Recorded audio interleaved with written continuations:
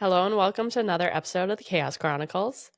Trent is back with us today for the second part of the Anthrax attacks. We're gonna get to the bottom of this today.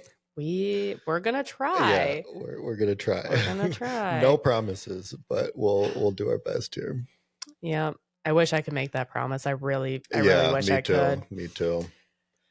But before we dive too deep into things, make sure that you go check out all of our social media. They will be linked below. So go give us a follow, like, and subscribe. We do also have our email in there. If you feel like saying hi to us, we would really appreciate that. Or you can give us an episode idea. Don't send us any real letters though in the mail, because after this episode we might not open them. So I don't think I would. But electronic emails, go ahead. We'd love to hear from you. We would love electronics. All right. So we did kind of leave you off on a cliffhanger last week. So now we're going to be starting by looking at the first suspect that the FBI really looked at. So we know that it's coming from America now. We know that it's internal and not from Al-Qaeda or any of the other people that we were worried was where it's coming from. So, which changes the game quite a bit, you know, in public perception and also just for law enforcement and what they originally were worried about or thinking about. So now we got to figure out who in America has access to anthrax and who in America has motivation and the ability to do this. Right. Yep. And like we left off last episode, also, they found that that specific type was from Texas and exclusively in U.S. biodefense labs. So the first suspect that the FBI turned to was Stephen Hatfill, who was a 48-year-old virologist. He worked at, I'm assuming it's meant to be like each letter is spelt out, USAMRIID. Okay, that would make sense. I'm assuming it's not an actual word. It does not sound like any word that I would know. So okay, that's what I was thinking too. So he worked there from 97 to 99. He had access to anthrax and had stints with bioweapon programs, and he even wrote fictional scenarios about anthrax attacks. Which is also like a PSA. It's you don't want to write too many things about like certain types of stuff, especially if it works with your field, because then if those things actually happen, they're going to look at you immediately. So he definitely, and I mean, I doubt he actually maybe thought that, you know, if he wasn't the one that did it, you know, he probably didn't think that it would actually come true, but it sure put like a bullseye on him right away. So, you know, this is really reminding me also to like bring it into a different perspective here. It also reminds me of, I'm going to bring Hunger Games into we're going to talk about Hunger Games for a second. Go ahead. You love your Hunger Games. I do love Hunger Games. I'm also re-listening to them, which is probably why it's fresh. I made this connection. But Gail had made, if you don't want spoilers about anything Hunger Games, skip forward like a minute. Maybe 5 minutes, depending on how much Jess gets into this. I'll try to be quick. So in Mockingjay, Gail created this bomb, you know, that had the initial bomb. It would draw people in and then it would bomb again. And then that actually happened. They used it. It wasn't him that was the one pulling the trigger, but it was his idea. Sure. And so it still happened. Well, and that's, I mean, even if this suspect wrote the books on it, maybe it inspired somebody else to carry this out too. So that's actually a good point. And I mean, if you're an author, write what you love and, you know, go for it. But I never thought about from that angle either, that books and media could actually inspire somebody to try carrying stuff out like that too. So they absolutely can. Yeah. Yep. Yeah. See, it was a nice little rant. Yeah. It wasn't, it made a good connection. I'm like, this might be way out of left field, but 2 No, seconds. I got where you're going with that. Makes sense. Yeah. So the FBI searched his apartment, and he had been publicly named a person of interest on August 6, 2002 by the Attorney General. Do we know when the last letter was sent? That is a good question. Like how far after this that was? I believe it was in October of 2001, and that is also what I'm seeing here. That would make sense because I think they were pretty closely timed, you know? The last letter containing anthrax spores as part of the 2001 American anthrax outbreak was sent on October 9th, 2001. Okay. So this is another 10 months later, so they name him as a person of interest after Right. the last letter was sent.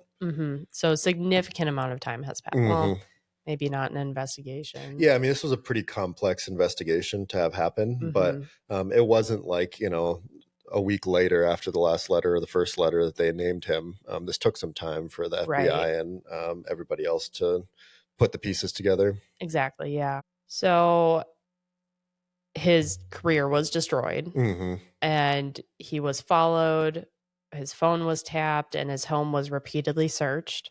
There was never any evidence ever found to link him to those letters. Hmm. By 2006, the FBI shifted their focus, and on June 27th, 2008, Hatfill won a $5.8 million settlement for privacy violations.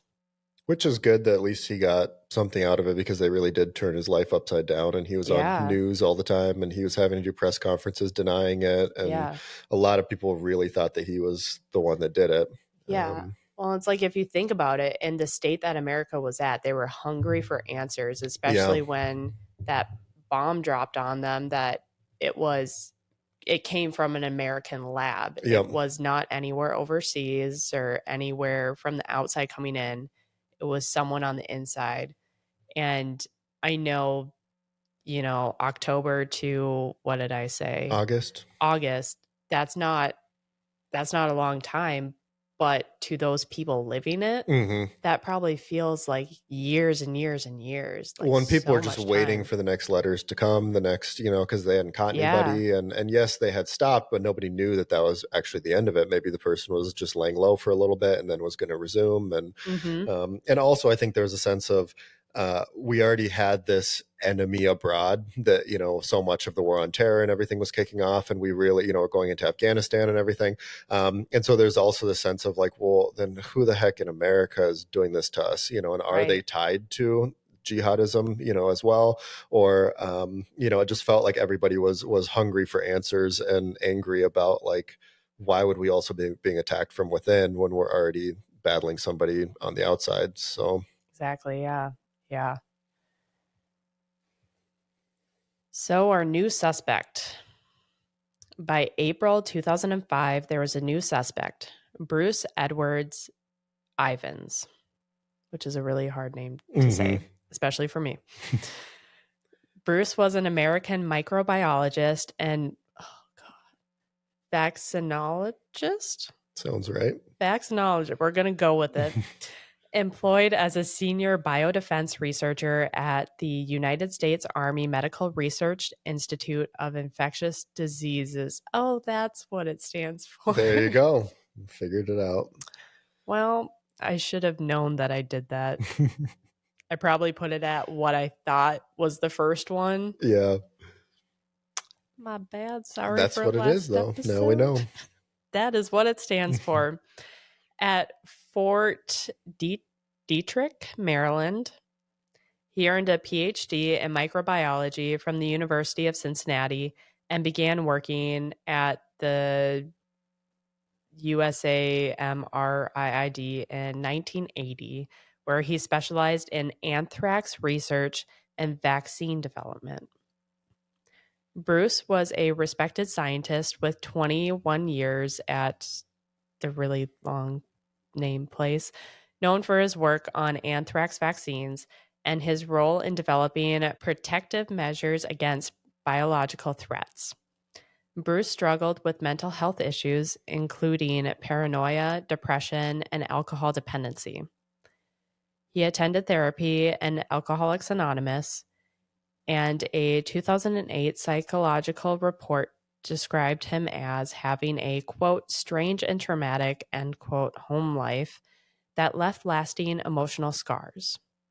He admitted to homicidal thoughts towards a former colleague, Nancy Hagwood, and exhibited erratic behavior such as expressing anger during group therapy in 2008. The anthrax was identified as the Ames strain, a rare and lethal variant used in U.S. research laboratories, including USAMRIID. Bruce was the custodian of a flask labeled RMR 1029 containing highly purified Ames strained anthrax spores with genetic mutations identical to those found in the attack letters. This flask was stored at USAMRID, where Ivins had unrestricted access. So he was still working there long after the attacks. This is 3.5 years later or something. He still was working at the lab and still had access to anthrax and everything. Yes. Wow. As far as my research said, yes. I have to put that little caveat. It's been long enough for me doing research and typing this outline out that I believe so. But I have to put in that little caveat. The FBI's genetic analysis, a novel approach at that time, traced the anthrax in the letters to Bruce's flask through unique genetic markers. However, critics noted that the Ames strain was widely shared among research labs, and the genetic link was not exclusive to Bruce's flask. Bruce had logged unusually long solitary hours in the biocontainment lab at USAMRIID during the nights leading up to the anthrax mailing in September and October 2001. He failed to provide an adequate explanation for these late night hours. As I had already stated, he had a history of mental health issues, including paranoia and delusional thoughts, which he had also admitted to a coworker. He expressed distress in emails describing an alternate personality called Crazy Bruce, and once referred to himself as an, quote, avenging angel of death, end quote. Yeah, that's a red flag. It's a little red flag. Do you want a red flag? Would it make you feel better? Yeah, you throw up your red flag there. Oh, wait, you have a red flag. Oh, I do have a red flag. Look at that. Here we go. The first time I get to use the red flag, that's a red flag. Red flag. We haven't used red flags in a long time. Yeah, I've never gotten to use one. There you go. Well, they're always there, just chilling. I have like 50 red flags in here because they don't come in like one or two. Oh, sure. They come in like a case of 100. Yeah. All or nothing with the red flags. Yep. Which that stands. Yes, stands. Definitely. My question is, did they have cameras in the labs? I would imagine that these level of biosecurity labs, and maybe I'm sure now they do definitely, but I wonder if at that time they had cameras in there. And also, I mean, I guess this was 3.5 years later, so who knows if they even had the video recordings of it, even if they did have cameras. But you'd think that that would be like some good evidence to at least see what he's doing in those times in the lab late night. Is he like putting it in letters? Is he, what's he doing with it? Because obviously somehow he had to get it from this highly contained environment into letters that he could then send to people if he's the one that did it. Right. So according to a very, very, very quick Google search, there were no cameras in the building of the lab. Well, lesson learned on that one, I guess. I mean, this is also 2001. I mean, we're thinking nowadays everybody has cameras. I have cameras here. Yeah. Like everybody has cameras houses, everywhere. businesses, everything, there's cameras, but back then maybe it wasn't as prevalent with stuff. Yeah, I mean, just like with how the TSA is normal for us now. Hmm. Back then, it would be like, what is like before 9/11 happened? It was like, you want us to what? Yeah. Yeah, Take our shoes off and our belts. And, I mean, yeah, that would be seen as so weird in 1999 when you were flying. yeah. But nowadays, you just, without even thinking about it, you just do it. Mm-hmm. So Yeah. So maybe not so weird for that time sure, period. sure. Yeah. Again, I was too young to, I couldn't even tell you what the norm was for 2001. The FBI claimed Bruce submitted a deceptive anthrax sample in 2002 to mislead investigators. Through later tests showed 3 of 4 samples he provided matched the attack anthrax genetic markers. This discrepancy raised doubts about the FBI's narrative of intentional deception. In December of 2001, there was also an anthrax contamination incident, and Bruce failed to report this, and instead he decontaminated a coworker's desk and didn't notify any supervisors. Jeez. With something this infectious, that would freak me out if I found out that, Yeah, like you need guys in hazmat and girls yeah, in hazmat you can't suits. just like use a Lysol wipe and expect to get it all. And Nope, especially with the poof. yeah, Couldn't think of the word. It just with poof. the poof.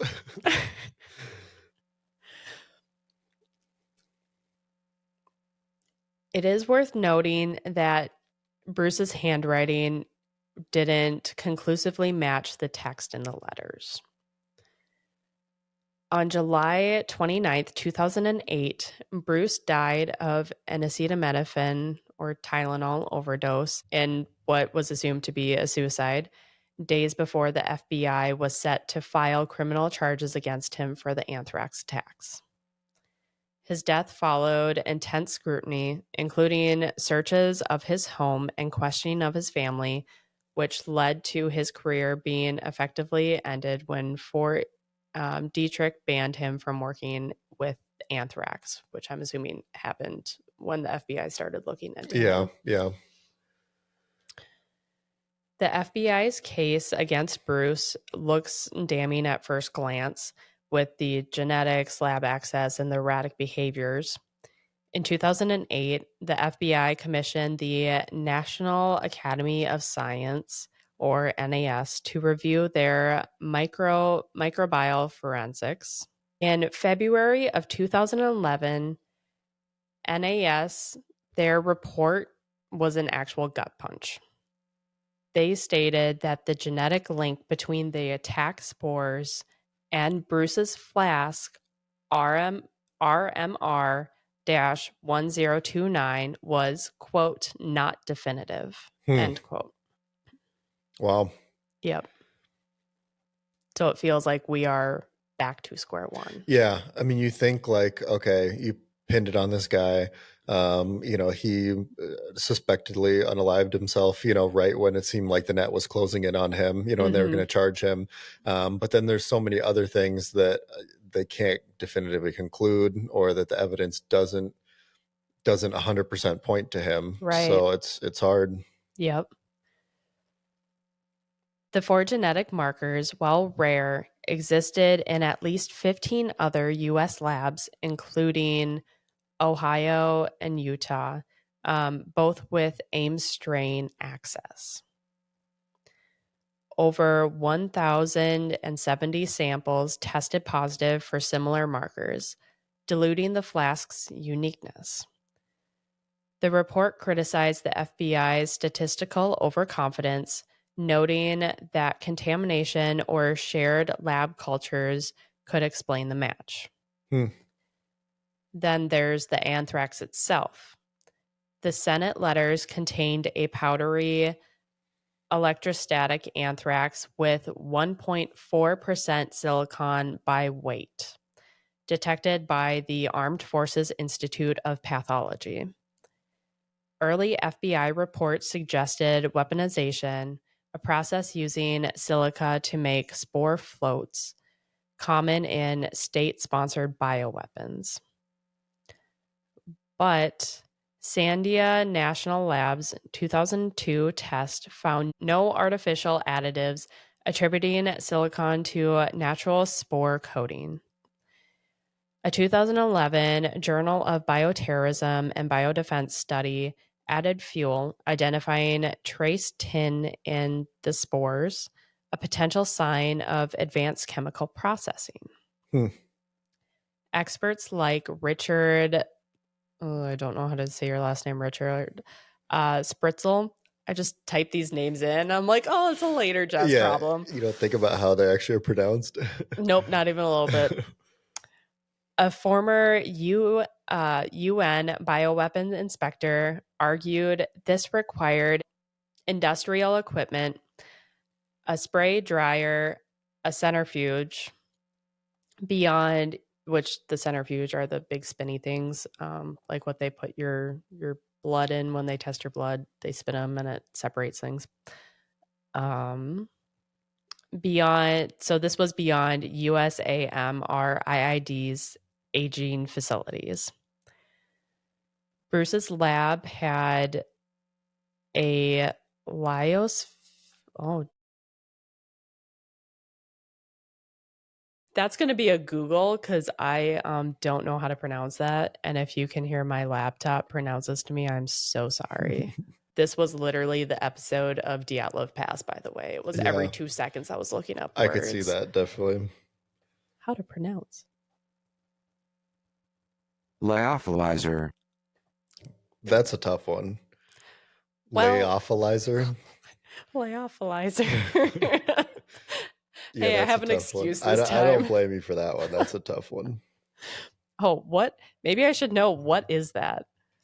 What is a lyophilizer? Oh, it's a freeze dryer. Okay, well, we could Okay. have just said freeze dryer. Could have just said I don't freeze know why they had dryer. to call it that, but No, a layophilizer. no. Also, why didn't I do this while I was typing? I was like, yeah, I'll figure that out later. Yeah, yeah. So Bruce's lab had a lyophilizer, which is apparently just a freeze dryer. A fancy freeze dryer. Fancy freeze dryer for drying spores. But colleagues said it couldn't produce the Senate letters floaty powder, like Hmm. how it Dispersed atomized, and basically. everything. Yeah. Yeah. And the FBI didn't find anything in his house. He didn't have like a clandestine lab in his basement or something where, and it sounds like some of these things are very expensive, like high tech, big equipment. So it's not like something you could just like have in your basement or your Yeah. kitchen or something. I mean, So, like, they didn't even have a centrifuge. I know the college that I went to for my bachelor's, they had one and they just got it. Yeah. And that's like one of the probably least specialized or crazy things that they're talking about here. So yeah, that makes it hard to believe that some guy who didn't really have access to any of the equipment necessary to make the anthrax that was actually in the letters and dispersed the way it did. It seems surprising that he would somehow be able to do that. Right. Exactly. Yeah. The FBI's own timeline estimated that Bruce needed 3 to 7 days to grow the spores. Again, this is the FBI. This is not us saying that. The FBI's timeline estimated that Bruce would need 3 to 7 days to grow the spores, yet no traces were found in his lab, home, or car, despite the 2007 to 2008 searches with UV lights and sniffer dogs. Capability was another sticking point. Bruce's colleagues, Russell Byron and Henry Hine, testified he lacked the expertise to refine anthrax.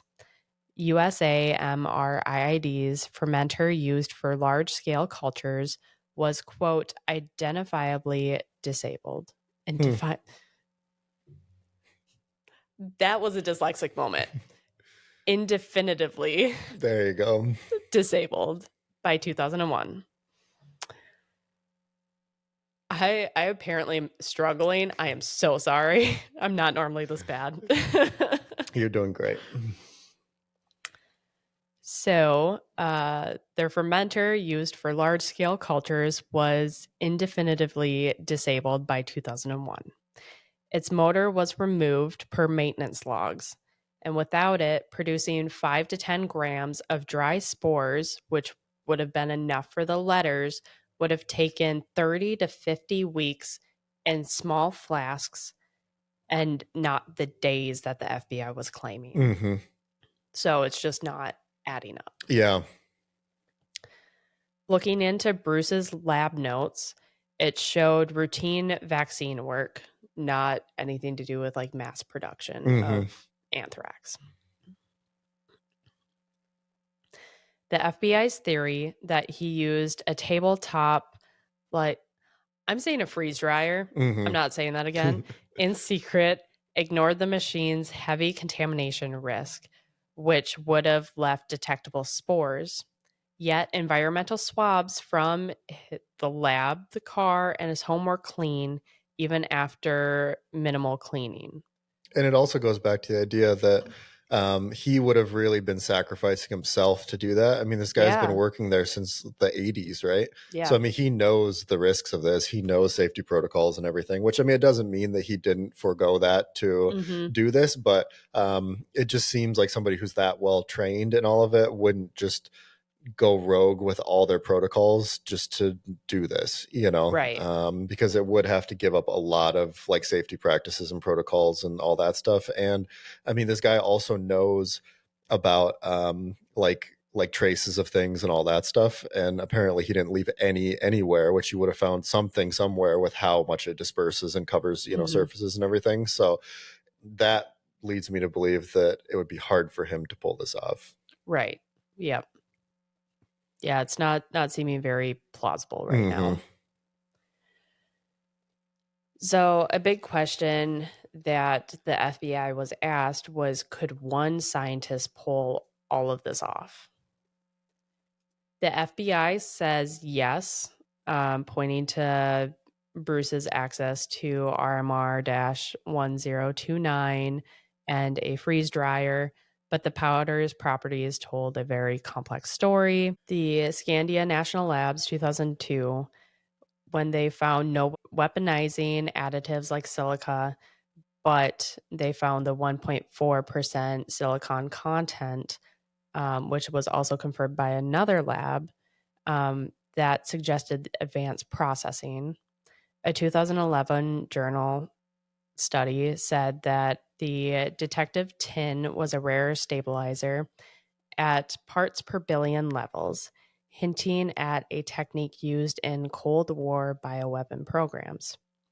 Richard Spretzel, who inspected Iraq's bioweapons in the 1990s, told Congress in 2002 that the Anthrax's professional grade quality required a team, not one lone microbiologist. Hmm. Producing 5 to 10 grams of dry spores demanded precise steps, culturing bacteria in bioreactors, harvesting via centrifuge, drying without clumping, and milling to micron-sized particles, all while avoiding being detected in a secure lab. All of that seems pretty far-fetched for one person. Yeah, especially one person who's working in a lab with other people too. And like, yeah, maybe he stays late at night for, it's a couple extra hours overtime of work, but like Yeah. it seems like in that time it would be really hard to pull all this off just in that lab by yourself. Mhm. So, Yeah. It's a lot for one person. hmm. The FBI's genetic sequencing was groundbreaking, analyzing 1,070 Ames strains from samples of 16 labs to find 4 mutations. The NAS report stressed limitations. The mutations weren't exclusive, and lab contaminations could mimic the match. Mm. So, really, do we know definitively? No. It doesn't sound like it. Yeah. It sounds like there's a lot of variables at play here that could have given false matches and all that stuff. Mm-hmm. Exactly. So, I mean, Bruce wasn't the sole link here. Yeah, yeah. And it's, I mean, there's enough, red flags, Yeah. in some of his behavior and like just his Mm-hmm. access to Anthrax and everything that obviously point to him. Yeah. But I mean, the FBI looked at him for how long? yeah, but also So, there's really nothing. There's a lot of things that don't add up to just a nice tidy package of him being the one that did mm-hmm. it. So Exactly. um, yeah, and I've heard other theories too that it's possible that one of these suspects actually, or somebody else actually, was working with foreign agents, and Mm-hmm. like got the spores and got them out to somebody else, and then they Yeah. had the facilities to just openly do it and Yep. then send it back. So I mean, there are all kinds of other theories. We know that our own government was working on these bioweapons and everything. That's partly why they were analyzing all this stuff. And so we don't know. We don't actually know where it came from and who were the people behind it. But and now that the one of the main suspects was cleared, and then the other main suspect we'll never know, probably because he's no longer with us. But it does seem weird to me that there's no like manifesto from any of these people. There's nothing that, usually people, if they're going to do an act of domestic terrorism, they have something out there. I mean, Mm-hmm. Ted Kaczynski, the Unabomber, he had a manifesto that he sent out. And then I think it was his brother-in-law, somebody in his family like recognized his language and everything. Timothy McVeigh for the Oklahoma City bombing. I mean, he's talked about his ideology and everything from prison and all that and stuff. So it's weird that you wouldn't at least see this person posting on message boards or writing notes even at home to himself about why he was doing it. It doesn't add up with what we know of traditional domestic terrorists who are trying to make a terror basically, but have a motive behind it. Right. This seems like a lot of work and a lot of complex planning, and to pull this off and then not have like any evidence that you're doing it for any reason whatsoever. I mean, that doesn't add up to me either. No. So you'd think you would have found something. Yeah. Something somewhere. I don't know. For them to not find any trace of anything anywhere. Mm-hmm. And you'd think even, coworkers or family or friends or somebody would have come forward and said, yeah, he was at least like saying he was anti-government or he was anti this, Yeah. or, there's nobody came forward to say that he had rants about any ideological thing that No. would have driven him to do this, even if he didn't formally write it down in a manifesto or book or something. So Right. that seems strange to me too, that Mm-hmm. like, even if he had access to some of this stuff and maybe not the equipment, but at least to the Anthrax, if he didn't have any ideology that he was displaying ever. And obviously like outbursts were a thing with him. And so Yeah. you'd think at some point one of those outbursts would have contained some, Something about the government or or something. Yeah. anybody, Yeah. citizens, government, news, because he did target Mm-hmm. news, politicians, because he targeted, Daschle, Well, he but didn't target, or maybe he did. We don't know. yeah, but there's really like nothing Yeah. that points to an ideology behind it, which Right. is weird too. Yeah. Usually there's something. Mm-hmm. Or I know sometimes when they're caught, then they go full into it too. Yeah, because they know that the jig is up, and so they might as Mm-hmm. well like take ownership for it and explain why they did it, and at least get their message out if Yeah. it's a deranged message. And that's like you saw with Timothy McVeigh. I mean, nobody knew him before, and then he did the Oklahoma City bombing, and then he spilled the beans basically on like why he was doing it, and anti-government, and everything. So, and Ted Kaczynski was actively doing that while he was sending the bombs in the mail, and he even sent a manifesto to like a newspaper and stuff. So it just doesn't follow the pattern. It doesn't mean that he didn't do it, but it just doesn't follow the pattern of every other major domestic terrorism thing that we've seen and even currently see, where people have an ideology that they're very vocal about. Right. Yeah. So, unfortunately, we don't know, and the world may never know. Yeah. I mean, the good news is that the attack stopped. The good news is that even though they affected a lot of people and created a ton of fear in the country, it was relatively short lived, basically a month and a half from the first to the last one. So, Right. people can open their mail and not worry about it as much anymore, which is good. But it does seem strange that we've never gotten a definitive answer, especially with something that's that specialized as Right. a bioweapon. And they just stopped too. Mhm. They were only a thing for what, a month and a half? Yeah, and it Not wasn't even. like the FBI, named a person of interest and then they stopped. They were like, "Oh, I Mhm. gotta get away from this." It's the FBI, it seemed like, didn't have any idea yet in that month and a half time frame because it was such a Mhm. hard thing to track and trace and figure out. So it is weird also that they would just was doing this would just stop on a Yeah. dime without the heat closing in on them. Yeah, they had about 10 months Hmm. before they officially named a suspect. Yeah. So again, like, what's the motivation to Yeah. do these heinous attacks and then just stop and just go about your life normally if it really was just one rogue scientist at a bioweapons lab? So Mhm. I don't know. It's a lot of it does not add up to either of these suspects. Some of it certainly does, but I don't think we can definitively say that either of these people, one for sure not, but then Mhm. the other one, we can't really definitively say that he was responsible. So No, cuz there's no proof, and oh, what's in the description of every single one of our, I should know this by now. Every single one of our Wednesday episodes that talks about legal anything, I put a little saying that I should probably be saying out loud right now. All persons are presumed innocent until proven guilty in a court of law. that is true. That is That is very true. true. And the other thing I think is interesting is I was at my local post office. This was maybe 4 or 5 months ago, and I was just looking, and they had like a bulletin board type thing up Mhm. there, and they still had like a wanted poster for information about the 2001 anthrax attacks. Oh, it was And about the anthrax. Yep. And Okay. they had like a reward on there. I think it was at least $1 million. I don't remember if it was one or Wow. $10 million, Okay. but for information, and it had like, for the FBI and USPS and everything. So I don't know if that was just like an artifact of the past that they were Yeah. displaying still, or if there is still like lines for active, if you know something, say something type thing. I don't know. I don't know. And I did go on the USPS website and didn't see anything for like an active reward for information. And I know the FBI has tried to kind of close up the case on this, but it certainly Mhm. isn't definitively proven. I'm looking to see if it's still active on the FBI website. Oh, sure. I should know this. I was on it enough researching this.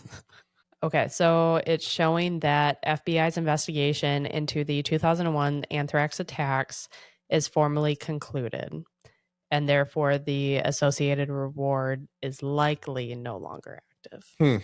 Interesting. It's interesting that without any definitive evidence and a lot of holes Mhm. in in their narrative, that Yeah. they're willing to close the case on it and move on. I feel like that is weird because that's generally not the case with most things. Yep. Like until there is something like did they close it just because it was like a month ish stint and then they're like there haven't been Any attacks we know any of since since? then, Yeah. maybe. But like you said, usually, I mean, the FBI, they're still looking into cases. Like one of my favorite cases of all time is the DB Cooper case. And we'll definitely do an episode on that. But I mean, they still have it open, Mhm. from 50 years ago. Right. And I think there's still a reward and all that stuff. And I mean, Yeah. even, every once in a while, the FBI will come out and say, like, we have a new task force that's good looking into reopening this case and trying to figure out who it was and all that. So Mhm. it's interesting that they would do that with so many other famous cases. And then in this case, they're like, nope, we're good. Don't ask questions. We got Just to figure it closed it out. up. Yeah, Yeah. that seems kind of strange to me too. It's bringing me back to the same vibe of Dyatlov Pass. Hmm. Yep. where it was Agreed. very, very quick to shut everything off. Yep. And like, come to a conclusion, don't question the conclusion too much, Yeah. and we'll just go with it. So, yeah, Strange. it is. I mean, I want to have full faith and trust in our FBI and our government, law enforcement, everything. But when you do have some cases where you're not supposed to ask questions or dig too deep into it anymore, it does make you want to ask those questions. So, Right. Yeah. yeah.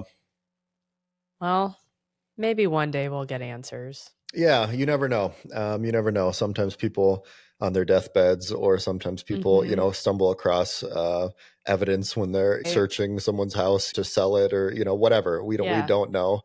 Sometimes people do. You have incredible researchers who decide, in 5-10 years from now, that they're going to try and get to the bottom of it, and they do. We have more advanced technology, and they can do all that stuff too. So who knows? Maybe we will get to the bottom of it, but it certainly is a lot harder when the main suspect is no longer with us to investigate. So, yep. Thank you so much for hanging out with us for our two-parter of the anthrax attacks. Please make sure that you're going and following us on all of our social media platforms. They are linked down below in our description. We also do have our email if you feel like you want us to look into a case or who knows what for our Who Knows What Wednesdays. Feel free to go send us an email or just say hi. Yeah, and comment below if you have a theory on this case, or like last case, if you remember it and have any memories about the anthrax or any connection to it. Not that you did it, but but anyone who was involved or was hurt by it, and just give us a comment what your thoughts are on it. Absolutely. Yeah. All right. We will see you next time. Bye. Bye.